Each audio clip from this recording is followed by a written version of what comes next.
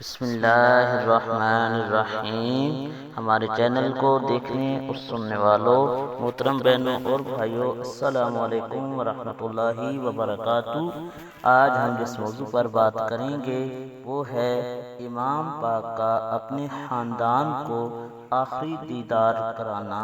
حضرت امام حسین رضی اللہ تعالی عنہ جب خود بنفس نفیس میدان میں تشریف لائے تو جرات و شجاعت کے وہ جوہر دکھائے کہ ملائکہ بھی عش عش کر اٹھے۔ اتنے میں ایک شخص ابن قطبہ شامی سامنے آیا اور کہنے لگا، اے حسین، تمام احباب و اقارب کو ہلاک کرا چکے ہو، مگر اب تم اکیلے ہزاروں کا مقابلہ کیسے کر سکو گے؟ حضرت امام نے فرمایا، تم لوگ مجھ سے لڑنے آئے ہو یا میں تم سے؟ تم نے میرا راستہ بند کیا اور تم نے میرے عزیز و اقارب کو قتل کیا، اب میرے پاس سوائے لڑائی کے کیا چارہ ہے؟ زیادہ شور نہ کر اور سامنے آ۔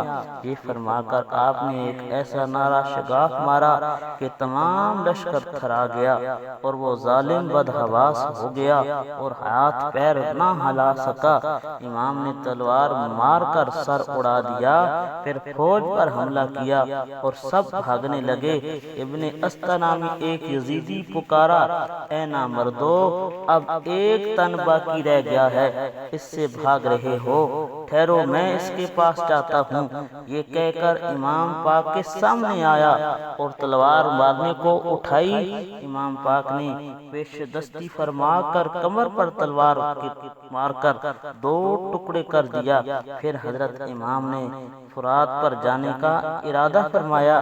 شمر نے پکار کر کہا، اے لشکر والو، حسین کو ہرگز پانی نہ پینے دینا، اگر اس نے پانی پی لیا تو پھر کسی کو زندہ نہ چھوڑے گا۔ پس سب نے مل کر حضرت امام پاک پر حملہ کر دیا۔ حضرت امام پاک تلوار کھینچ کر صفوں کو درہم برہم فرماتے ہوئے لب فرات تک جا پہنچے۔ گھوڑا پانی میں ڈالا، چلو میں پانی لے کر پینا چاہا کہ مکاروں نے پکار کر کہا، اے حسین، تم جہاں پانی پی رہے ہو وہاں خیمہ لٹ رہا ہے۔ امام فوراً پانی پھینک کر خیمہ کی طرف چلے۔ راہ میں کئی یزیدیوں کو